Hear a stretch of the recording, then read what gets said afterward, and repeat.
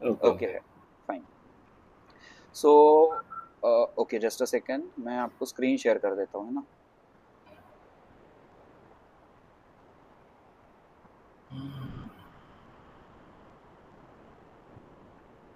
Just a second, I am sharing the screen with you, okay.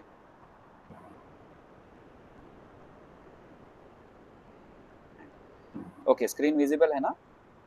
लिख हाँ जी, आ गया आ गया। ओके, अंडरस्ट, ठीक है। ठीक है, तो हम ना बेसिकली ट्रेनिंग प्रोग्राम को आज से स्टार्ट करते हैं। तो throughout the training program हम क्या सीखने वाले हैं, कौन से सारे एनालिसिस है जो आपको आने चाहिए, ओके। हम्म। तो उसका एक ब्रीफ देखेंगे, ताकि आपको आइडिया आ जाए कि throughout the training program आपको क्या क्या डिफरेंट चीजें सीखने को मिलेगी, ठीक है। Okay. So basically my name is Pritam Narlawar, and मैं एक बी मैकेनिकल ग्रेजुएट हूँ, और along with that I am a certified design engineer also, ठीक है। और पिछले 5+ ईयर से मैं एज अ डिजाइन इंजीनियर ही काम कर रहा हूँ, and along with that I am also providing corporate training, and उसी के ओके। कारण आप भी ये ट्रेनिंग अटेंड कर रहे हो basically, okay. Hmm. So along with this INCS के साथ हम ना रिवर्स इंजीनियरिंग का भी ट्रेनिंग प्रोग्राम प्रोवाइड करते हैं, ओके। ठीक सो है। अगर आपको स्कैन डेटा टू पैरामेट्रिक का नॉलेज सीखना है रिवर्स इंजीनियरिंग एनएक्स में, तो आप हमारे हमको कांटेक्ट कर सकते हो बेसिकली, है ना। वो भी आपको प्रोवाइड किया जाएगा, हम्म। ठीक है। So now coming back to Ansys, right. So ये वाले ट्रेनिंग प्रोग्राम में ना ये एक advanced exhaustive training program kind of ही होगा, जहाँ पे हम बिगिनिंग से स्टार्ट करेंगे एकदम बेसिक चीजों से, right from the definition of एंसिस या फिर एफई, जो कि सॉफ्टवेयर यूज होता है, टेक्निक यूज होती है basically besides behind the एंसिस, okay. तो उसके लिए ना आपको थ्योरी, फंडामेंटल कॉन्सेप्ट्स, डेफिनेशन सीखने होते हैं, ठीक है। अगर आपको याद होगा तो हमारे इंजीनियरिंग में ना कुछ सब्जेक्ट्स होते थे, जैसे कि इंजीनियरिंग मैकेनिक्स हो गया, स्ट्रेंथ ऑफ मटेरियल हो गया, फिर डिजाइन एलिमेंट्स हो गए। तो इनके ना बेसिक्स आने काफी जरूरी है सॉफ्टवेयर में, ठीक है। एनसिस ना बाकी कैड सॉफ्टवेयर की तरह नहीं है कि जहाँ पे अगर आपको उतना नॉलेज नहीं है फिर भी आप कैड परफॉर्म कर सको। एनसिस के लिए ना you have to be very, क्या बोल सकते हो, confident about the theories, fundamental concepts और उसके डेफिनेशंस, आपको उनका आइडिया होना काफी जरूरी है, ठीक है। और फिर हम ये भी देखेंगे कि हम एंसिस में कौन से, एज अ मैकेनिकल इंजीनियर की कौन से एनालिसिस को परफॉर्म कर सकते हैं। क्योंकि ना इन जनरल एंसिस बहुत ही वास्ट सॉफ्टवेयर है, उसमें ना बहुत टाइप के डिफरेंट एनालिसिस परफॉर्म किए जाते हैं, चाहे फिर वो मैकेनिकल इंजीनियर हो या फिर रोबोटिक इंजीनियर हो, इलेक्ट्रॉनिक्स इंजीनियर, ठीक है। इवन इलेक्ट्रिकल इंजीनियर्स के लिए भी कुछ एनालिसिस होते हैं, राइट। तो हम वो सारे एनालिसिस पे फोकस करेंगे जो एज अ मैकेनिकल इंजीनियर हमें नीड होगी, और स्पेशली आपको जो नीड होगी, राइट। अभी एनालिसिस बेसिकली जो भी हम परफॉर्म करते हैं एंसिस में, तो जब भी हम कोई एनालिसिस परफॉर्म कर रहे हैं, मतलब हम बेसिकली कर क्या रहे हैं, तो हम किसी भी एक इंजीनियरिंग प्रॉब्लम को सॉल्व कर रहे हैं, ठीक है। अब किसी भी इंजीनियरिंग प्रॉब्लम को सॉल्व करने के लिए ना कुछ मेथड्स होते हैं, तो वो क्या मेथड है उसका आइडिया होना आपको काफी जरूरी है, ठीक है। और वन मोर थिंग, अगर आप इंटरव्यू में अप्लाई कर रहे हो किसी कहीं पे भी जहाँ पे आपको एंसिस का बेसिकली नीड है, तो ना वो कुछ बेसिक क्वेश्चंस भी आपको पूछते हैं, तो वो क्वेश्चंस भी throughout the program cover किए जाएंगे। बेसिकली बेसिक्स क्वेश्चंस ही होते हैं, but most of the time ना हम बेसिक्स को ध्यान नहीं देते हैं, और फिर हम वो क्वेश्चंस को प्रॉपर आंसर नहीं दे पाते, राइट। तो हम इसीलिए बेसिक से स्टार्ट करेंगे, ओके।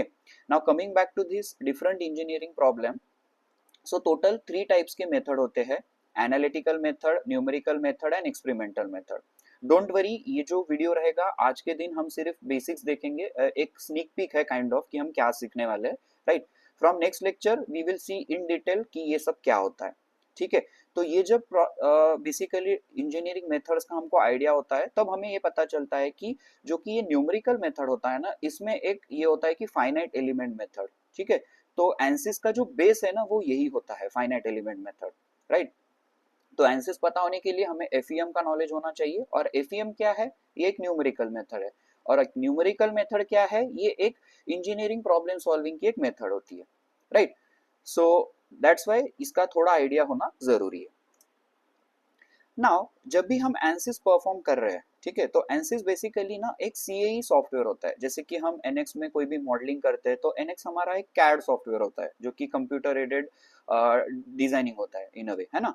तो उसी तरह से सीएई सॉफ्टवेयर होता है जो कि होता है कंप्यूटर एडेड इंजीनियरिंग, राइट। तो एनसिस एक सीएई सॉफ्टवेयर है, ठीक है। अब डिफरेंट टाइप्स के सीएई सॉफ्टवेयर होते हैं जो कि आपको बेसिकली प्रोवाइड करते हैं with the help of which you can basically do analysis of different components, right.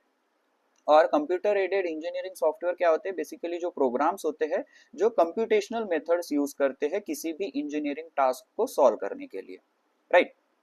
Don't worry, हम ना सीएई के बारे में भी थोड़ा इंट्रोडक्शन लेंगे बिकॉज इसका नॉलेज होना काफी जरूरी है कि एनसिस में जब हम एज अ मतलब एनसिस सॉफ्टवेयर यूज कर रहे हैं जो कि एक सीएई सॉफ्टवेयर है, तो और भी कौन से सीएई सॉफ्टवेयर है और फिर डिफरेंट सॉफ्टवेयर के बीच में डिफरेंस क्या हो सकता है ना, तो उसका नॉलेज होना भी काफी जरूरी है। तो बेसिकली सीएई सॉफ्टवेयर के मदद से ना हम चीजों को सिमुलेट कर सकते हैं। फॉर एग्जाम्पल, अगर हमारे पास लेट से कोई एक डाय प्लेट है ना, उसके ऊपर कुछ लोड एक्ट होंगे, तो आफ्टर अप्लाइंग दी लोड्स उसमें क्या डिफॉर्मेशन आ रहा है, उसमें कितने स्ट्रेसेस आ रहे हैं, है ना। अगर आप कोई थर्मल स्ट्रेस अप्लाई कर रहे हो तो उसमें थर्मल थर्मल कंडीशंस अगर अप्लाई कर रहे हो तो थर्मल स्ट्रेसेस क्या आएंगे। तो इन सारी चीजों को देखने के लिए हम सीएई सॉफ्टवेयर का यूज करते हैं। बिफोर दिस सीएई सॉफ्टवेयर हम हमें हर चीज एक्सपेरिमेंटल वे थ्रू करना पड़ता था, है ना। लेकिन due to the what you can say initiation और से starting off this CAE software, तो ये काफी टाइम बेसिकली कॉस्ट सेविंग चीज हो गई है, ठीक है। And one more thing, CAE software जो होता है तो इसमें ये थोड़ा एडवांस सॉफ्टवेयर ही कंसिडर होता है, right. So you have to keep that in mind.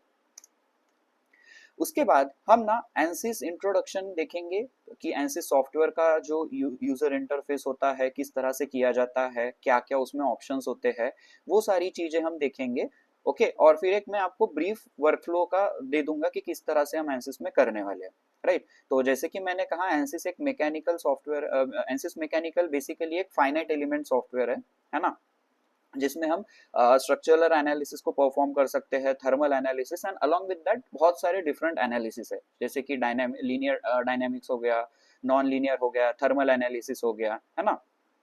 तो ये सारी चीजें हम इसमें परफॉर्म कर सकते हैं। अब जैसे कि मैंने कहा, एनसिस सॉफ्टवेयर को सीखने से पहले, एनसिस कोई भी एनालिसिस को परफॉर्म करने से पहले ना आपको फाइनाइट एलिमेंट एनालिसिस के बारे में पता होना जरूरी है। यहाँ पे दो टर्म रहेगा, एक होता है फाइनाइट एलिमेंट एनालिसिस, एक होता है finite element method. Both are kind of same only, right. अगर इंजीनियरिंग में फाइनल ईयर में मोस्टली हमें एफईएम सब्जेक्ट होता है, फाइनाइट एलिमेंट मेथड, जो कि कंप्लीटली एनालिटिक होता है, जहाँ पे डिफरेंट प्रॉब्लम्स होते हैं और फिर मैथमेटिकल कैलकुलेशंस की मदद से हमें उन्हें सॉल्व करना होता है। That's what FEM is, right. So हम स्टार्टिंग में सबसे पहले एफईई का इंट्रोडक्शन देखेंगे कि एफईई बेसिकली होता क्या है ना। कौन से सारे बेसिक कॉन्सेप्ट्स है जो आपको पता होना चाहिए, और ये सारी चीजें आपको बेसिकली इंटरव्यू में भी पूछा जाएगा, है ना। उसके बाद एफई बेसिकली ना एक टेक्निक होती है, तो उसका कुछ प्रोसेस होता है, तो उसका जनरल वर्किंग क्या होता है कि किस तरह से एफईए परफॉर्म किया जाता है, वो देखेंगे। उसके बाद हम एडवांटेजेस एंड डिसएडवांटेजेस देखेंगे कि फाइनाइट एलिमेंट एनालिसिस या फिर फाइनाइट एलिमेंट मेथड के क्या डिफरेंट एडवांटेजेस है, वो हम क्यों यूज करना चाहिए, और उसी के साथ कुछ डिसएडवांटेजेस भी है जो कि हम देखेंगे, एक्सप्लोर करेंगे, राइट।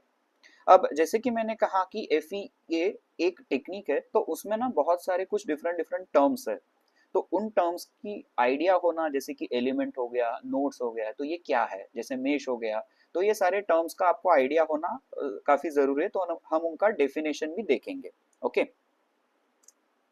अच्छा, वन मोर थिंग, अगर आपको लगता है कि मैं फास्ट जा रहा हूँ तो आप मुझे बोल सकते हो, ओके। नहीं, ठीक है। फाइन। अच्छा, यहाँ पे ना एक ब्रीफली फाइनाइट एलिमेंट मेथड के बारे में दिया हुआ है कि फाइनाइट एलिमेंट मेथड होता क्या है, हमें उसे क्यों यूज करना है। डोंट वरी, हम अभी इसके डिप में नहीं जाएंगे, हम बाद में इसको एक्सप्लोर करेंगे, बट हम इसको स्टडी करेंगे कि ये होता क्या है। यहाँ पे डिफरेंट एलिमेंट स्टाइल दिया हुआ है, फिर आप यहाँ पे इमेजेस से देख सकते हो कि किस तरह से हम एनालिसिस को परफॉर्म करने के बाद रिजल्ट को स्टडी कर सकते हैं। अगेन, ये एफईए जो हमारा है, फाइनाइट एलिमेंट मेथड या फिर फाइनाइट एलिमेंट एनालिसिस, तो उसका ना बेसिकली एक प्रोसेस होता है जो कि हम एनसिस में भी फॉलो करेंगे। वो क्या होता है कि ऑब्वियसली हमें तो सबसे पहले कोई भी एनालिसिस जो कि हम परफॉर्म करना है उसे सिलेक्ट करना पड़ेगा। उसके बाद हम जो भी हमारी ज्योमेट्री होती है उसको इंपोर्ट करते हैं। अब यहाँ पे दो चीजें होती है, या तो आप डायरेक्टली एनसिस में उस ज्योमेट्रिक बेसिकली पार्ट को क्रिएट करो या फिर उसे इंपोर्ट करो। मेजोरिटी ऑफ द टाइम हम एनसिस में उसे क्रिएट नहीं करते हैं, हम डिफरेंट सॉफ्टवेयर से ही उसे इंपोर्ट करते हैं, क्योंकि अगर कोई असेंबली हो या फिर कोई क्रिटिकल कंपोनेंट हो तो एनसिस में मॉडलिंग करना थोड़ा डिफिकल्ट हो सकता है। एनसिस का खुद का डिजाइन मॉडलर है, हम उसको भी एक्सप्लोर करेंगे। सो बट स्टिल जो कि proper 3D parametric CAD software होते हैं वहां पे पार्ट को क्रिएट करना इजी होता है। एक बार हमने उसको इंपोर्ट या क्रिएट कर लिया, फिर उसके बाद हमें उसको मेश करना होता है। अब मेश खुद में ही एक बहुत एडवांस टॉपिक होता है ना। Different types of meshing technique होते हैं, डिफरेंट मेथड्स होते हैं, तो कौन से कंपोनेंट के लिए क्या मेशिंग करना चाहिए, तो उन सारी चीजों को हम इन डिटेल अच्छे से सीखेंगे। एक बार हमने मेश कर दिया, उसके बाद ना हमें बाउंड्री कंडीशंस अप्लाई करने होते हैं। ठीक है, अब बाउंड्री कंडीशंस मतलब क्या, अगर कोई भी कंपोनेंट है तो उसके ऊपर अगर कोई सपोर्ट्स मतलब कोई सपोर्ट्स अप्लाई करने हैं या फिर कोई लोड अप्लाई करना है, जैसे कि फॉर एग्जांपल फोर्स हो गया या फिर प्रेशर हो गया, व्हाटएवर, तो वो सारे बाउंड्री कंडीशंस प्रॉपरली अप्लाई करने होते हैं। अगेन बाउंड्री कंडीशन डिपेंड करेंगे कि आप कौन सा एनालिसिस परफॉर्म कर रहे हो। Depending on that you have to select proper boundary conditions, क्योंकि अगर आप बाउंड्री कंडीशंस नहीं दोगे तो आप एनालिसिस को परफॉर्म नहीं कर पाओगे। तो हम बाउंड्री कंडीशंस के बारे में प्रॉपरली स्टडी करेंगे। वंस दैट इज डन, उसके बाद ना हमें सॉल्व करना होता है। तो जो एनसिस का सॉल्वर है वो हमारे एनालिसिस को परफॉर्म करता है। ठीक है, once that is being done, उसके बाद हम पोस्ट प्रोसेसर होता है बेसिकली, जहाँ पे हम हमारा जो रिजल्ट है उसको विजुअलाइज कर सकते हैं, उसको एनालाइज कर सकते हैं और उसको हम प्रॉपरली स्टडी कर सकते हैं। तो ये एक बेसिक प्रोसेस होती है। तो चाहे कोई भी हम एनालिसिस परफॉर्म करेंगे, हम इस प्रोसेस को फॉलो करेंगे। अच्छा, तो अब हम देखेंगे कि कौन से टाइप के डिफरेंट एनालिसिस है जो कि हम throughout the training program देखने वाले हैं। तो मोस्टली यूज या फिर मोस्ट वाइडली यूज जो होता है वो स्टैटिक स्ट्रक्चरल एनालिसिस ही होता है। ठीक है, अब स्टैटिक स्ट्रक्चरल एनालिसिस में भी हम डिफरेंट एनालिसिस को परफॉर्म कर सकते हैं। ठीक है, तो वो हम देखेंगे कि किस तरह से होता है। तो इसमें स्टेडी स्टेट स्ट्रक्चरल एनालिसिस देखेंगे हम, फिर हम ट्रांजिएंट स्ट्रक्चरल एनालिसिस भी देखेंगे। ओके, और हाँ, जो भी हम एनालिसिस परफॉर्म करते हैं तो बेसिकली हम एनसिस में 1D 2D 3D type of analysis को परफॉर्म कर सकते हैं। ठीक है, तो उसी का एक टाइप होता है 2D element plane stress strain analysis, तो हम इसको भी देखेंगे। राइट, हम 1D एनालिसिस से स्टार्ट करेंगे, फिर हम 2D देखेंगे एंड देन ऑब्वियसली फिर हम 3D एनालिसिस देखेंगे। इन तीनों का हम डिफरेंस भी देखेंगे, कौन से कंपोनेंट के लिए हमें कौन सा एनालिसिस परफॉर्म करना होता है हम उसको भी देखेंगे। ठीक है, उसके बाद होता है कॉन्टैक्ट एनालिसिस। तो ये कॉन्टैक्ट एनालिसिस तब यूज होता है जब आपके मल्टीपल पार्ट्स होते हैं। बेसिकली अगर आप कोई असेंबली को एक साथ करना चाहते हो उनके बीच में कॉन्टैक्ट एनालिसिस, तब हम इस पर्टिकुलर कॉन्टैक्ट एनालिसिस का यूज कर सकते हैं। उसके बाद स्प्रिंग एनालिसिस है, एज द नेम सजेस्ट, मतलब काफी खुद में ही ये एक सेल्फ एक्सप्लेनेटरी टर्म है कि हम स्प्रिंग को एनालिसिस भी कर सकते हैं। उसके बाद जो second most widely used analysis होता है वो होता है थर्मल एनालिसिस। ओके, अब थर्मल एनालिसिस भी हम टू टाइप से कर सकते हैं। एक होता है स्टेडी स्टेट थर्मल एनालिसिस और दूसरा होता है ट्रांजिएंट थर्मल एनालिसिस। ओके, तो हम दोनों को देखेंगे। अच्छा, चाहे स्टैटिक स्ट्रक्चरल एनालिसिस हो या थर्मल एनालिसिस हो, इनका जो ट्रांजिएंट पार्ट होता है ना वो थोड़ा डिफिकल्ट होता है, टाइम कंज्यूमिंग होता है, थोड़ा एडवांस लेवल पे होता है। ठीक है, तो हम देखेंगे इसको भी। उसके बाद नेक्स्ट होता है डायनेमिक वाइब्रेशन एनालिसिस। ओके, तो वाइब्रेशन एनालिसिस में भी हमारे पास दो टाइप्स होते हैं। एक होता है मोडल एनालिसिस, तो ये आप हम बहुत बार इसको सुनोगे, तो हम देखेंगे कि किस तरह से हम यहाँ पे नेचुरल फ्रीक्वेंसीज को फिगर आउट कर सकते हैं। अब नेचुरल फ्रीक्वेंसी किसी भी कंपोनेंट का पता होना क्यों जरूरी है उसको हम देखेंगे। तो इसमें भी डिफरेंट टर्म्स होते हैं, तो उसका आइडिया हमें होना जरूरी है। फिर होता है फ्रीक्वेंसी रिस्पॉन्स एनालिसिस, तो इसको भी हमें अच्छे से सीखना है। Next thing is buckling analysis. अच्छा, ये जो बकलिंग एनालिसिस है अब इसका नाम चेंज हुआ है, अब हम इसको आइजन वैल्यू एनालिसिस बोलते हैं। ओके, तो अगर कोई हमारा कंपोनेंट है, अगर उसमें बकलिंग की पॉसिबिलिटी होती है तो हम बकलिंग एनालिसिस को परफॉर्म करके ये फिगर आउट कर सकते हैं कि उसमें कितना बकलिंग है, whether that component will be safe और not for the given loading conditions. Okay, उसके बाद यहाँ पे एक इम्प्लिसिट एक्सप्लिसिट एनालिसिस होता है, तो इसके बारे में भी हम इन डिटेल सीखेंगे। फिर rigid body dynamics motion analysis है, फटीग एनालिसिस, इन सारी चीजों को भी हम सीखेंगे। और एक फिर एक इम्पोर्टेंट व्हाट यू कैन से टॉपिक होता है जिसको हम बोलते हैं टोपोलॉजी ऑप्टिमाइजेशन। तो बेसिकली हम जो ये सारे एनालिसिस परफॉर्म कर रहे हैं, तो इसका एडवांटेज क्या है, क्या हम इसको यूज कर सकते हैं? अगर फॉर एग्जांपल हम, जैसे कि मैंने डायप्लेट का एक एग्जांपल दिया था, तो अगर हम डायप्लेट के लिए एक स्टैटिक एनालिसिस परफॉर्म कर रहे हैं, वो परफॉर्म करने के बाद हमें ये पता चलता है कि हमारा कंपोनेंट कुछ ज्यादा ही सेफ है ना? तो with the help of topology optimization हम ये फिगर आउट कर सकते हैं कि हम कहाँ से उस पर्टिकुलर कंपोनेंट में मटेरियल को रिमूव करें, या फिर कितना मटेरियल को रिमूव कर सकते हैं ताकि वो वेल विद इन प्रॉपर रहे, well within the limit, so that it can withstand the given loading conditions और हमारा मटेरियल भी बचे, and thus we can save the cost. Okay, so हम टोपोलॉजी ऑप्टिमाइजेशन के बारे में towards the end of training program discuss करेंगे। ओके, और जैसे कि मैंने कहा, throughout the training program different terms use किए जाएंगे, तो इन सारे टर्म्स का नॉलेज होना काफी जरूरी है। ठीक है, तो ये सारे टर्म्स को सीखने के लिए ना मैं बेसिकली आपको एक पीडीएफ प्रोवाइड कर दूंगा जिसमें इन सारे टर्म्स का काफी अच्छे से नॉलेज दिया हुआ है और काफी सिंपलिस्टिक मैनर में दिया है, टू द पॉइंट दिया है, ताकि आपको ज्यादा टाइम भी ना लगे और आपका अच्छे से रिवीजन हो जाए।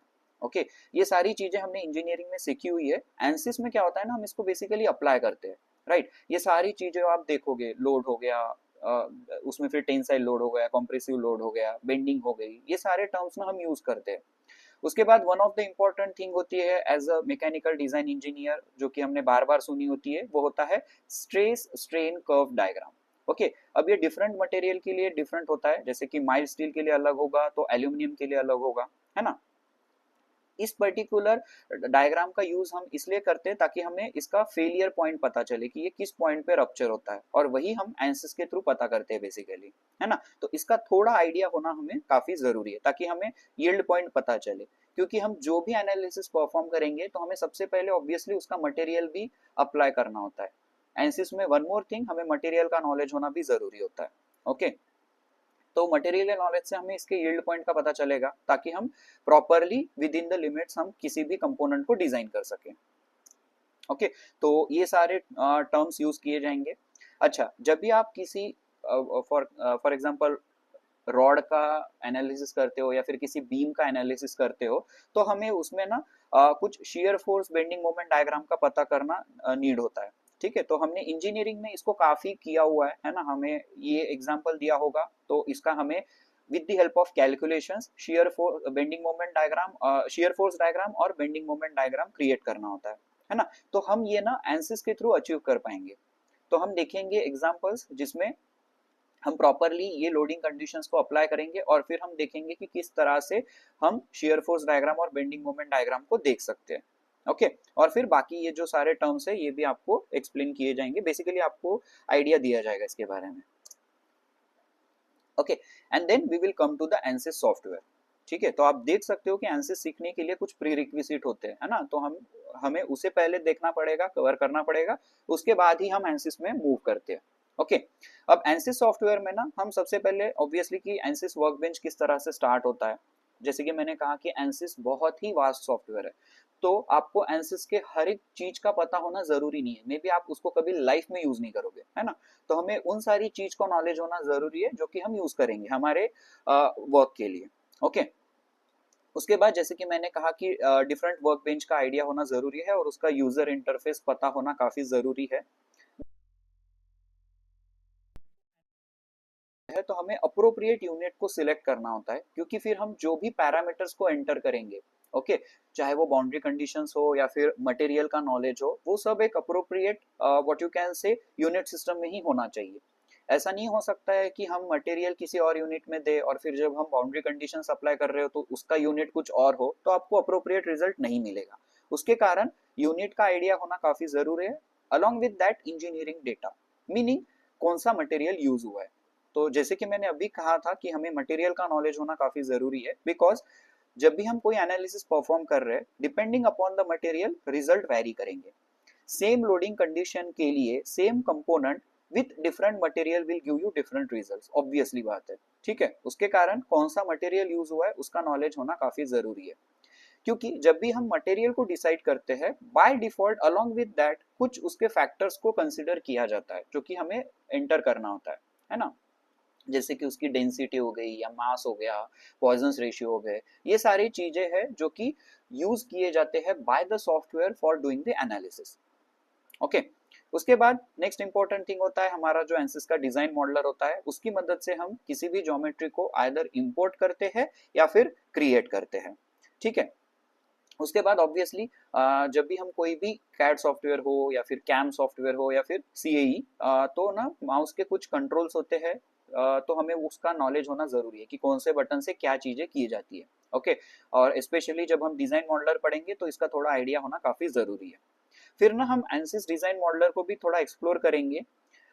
हम जो सारे analysis throughout the training program करेंगे तो हम ऑब्वियसली इंपोर्ट ही करेंगे जो कि दूसरे कहीं से भी क्रिएट किए हुए हैं, बट स्केचिंग और मॉडलिंग का नॉलेज क्यों होना जरूरी है उसको भी हम देखेंगे। ठीक है, कुछ बेसिक आइडिया आपको होनी ही चाहिए, ताकि जब हम बाउंड्री कंडीशंस भी अप्लाई करते हैं ना, उसके लिए कभी कुछ हमें ना रिक्वायरमेंट होती है जिसमें हमें लेट्स से कि कंपोनेंट को डिवाइड करना पड़ सकता है या फिर कुछ पॉइंट्स को क्रिएट करने हो सकते हैं, तो उस केस में स्केचिंग और मॉडलिंग का नॉलेज होना जरूरी है, तो हम इसको भी अच्छे से कवर करेंगे। उसके बाद comes the main thing which is model, which जिसको हम कहते हैं एंसिस मैकेनिकल मॉडलर। ठीक है, तो एंसिस मैकेनिकल मॉडलर एक डिफरेंट वर्क बेंच हो गया, डिजाइन मॉडलर एक डिफरेंट वर्क बेंच हो गया। ठीक है, हम देखेंगे इसको। तो इसमें हम सबसे पहले तो मेशिंग को कवर करेंगे, उसके बाद बाउंड्री कंडीशंस और फिर सॉल्यूशंस को। ठीक है, तो जैसे ही हम आगे बढ़ेंगे तो हम देखेंगे धीरे धीरे थ्रू आउट द प्रोग्राम कि किस तरह से ये डिफरेंट चीजों का यूज करना होता है। ठीक है, देन कम्स मटेरियल सिलेक्शन। तो जैसे कि मैंने कहा, ये हमारा एक प्रोजेक्ट स्कीमेटिक होता है एंसिस का, जो हमारा यूजर इंटरफेस होता है। तो यहाँ पे अगर आप देखोगे ना, तो हम जब भी मटेरियल सिलेक्ट करेंगे उसके कुछ प्रॉपर्टीज होती है। ठीक है, तो इन प्रॉपर्टीज को हमें एंटर करना होता है। स्पेशली अगर हम आइसोट्रोपिक इलास्टिक मटेरियल यूज कर रहे हैं तो उसमें 4 प्रॉपर्टीज यूज होगी, उनमें से किसी भी 2 प्रॉपर्टीज का पहले से ही आपको नॉलेज होना, नॉलेज एज इन वैल्यूज इनके पता होना काफी जरूरी है। ठीक है, ये पैरामीटर्स को हमें एंटर करना होता है, उसके बाद ही हम आगे बढ़ सकते हैं।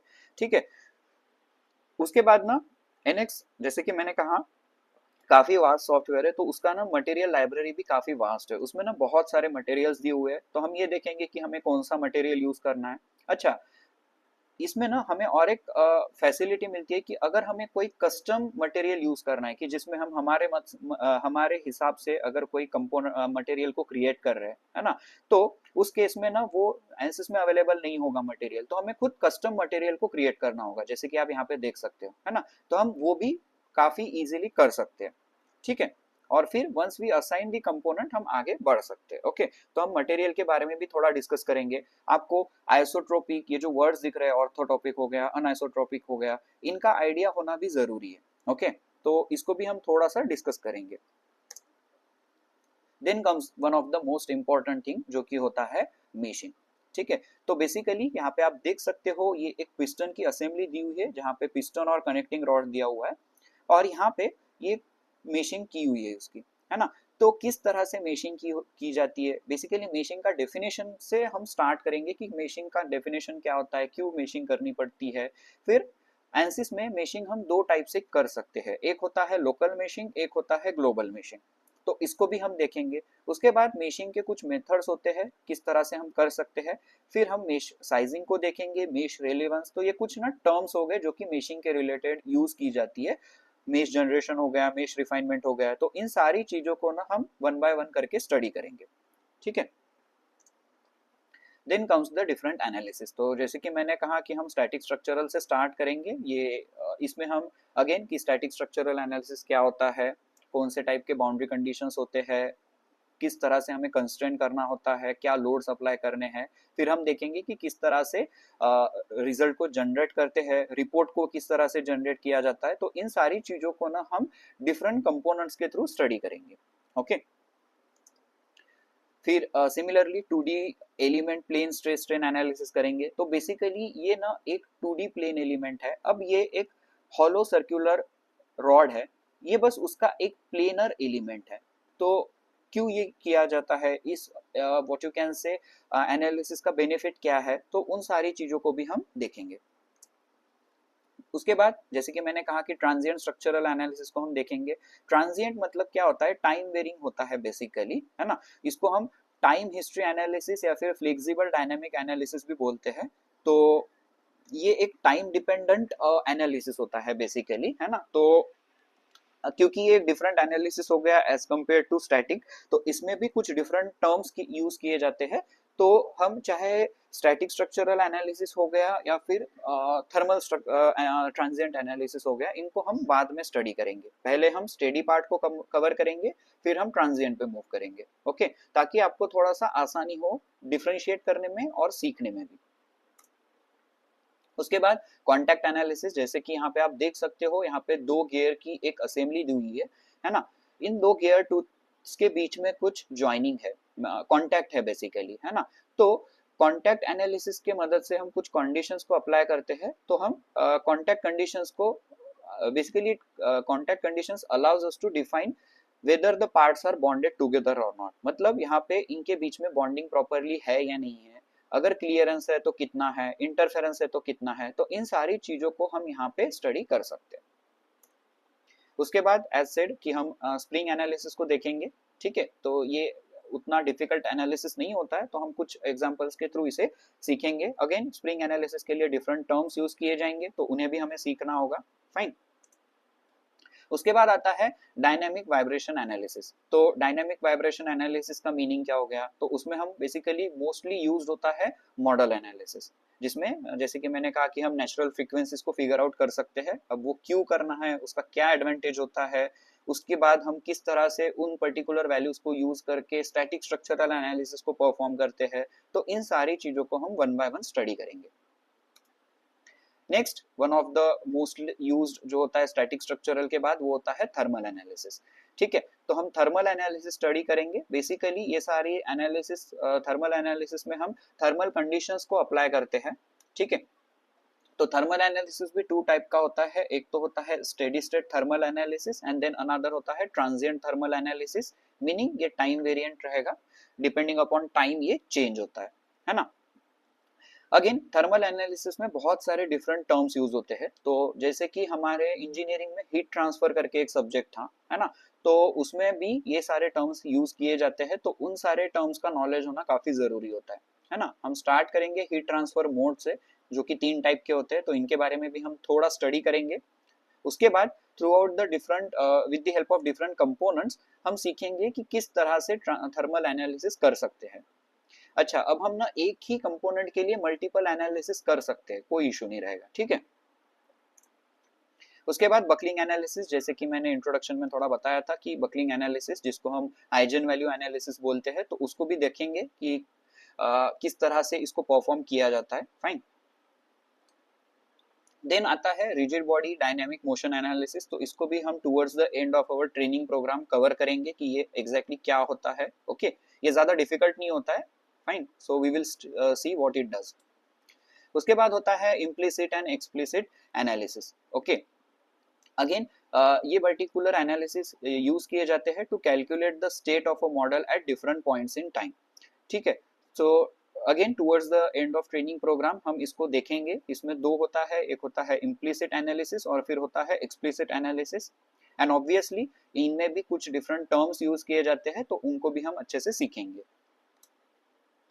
उसके बाद है फटीग एनालिसिस। तो फटीग एनालिसिस में हम फिगर आउट करते हैं कि इसका क्या लाइफ साइकिल हो सकता है, after how much time will this particular component be failed, तो इसको हम फिगर आउट कर सकते हैं।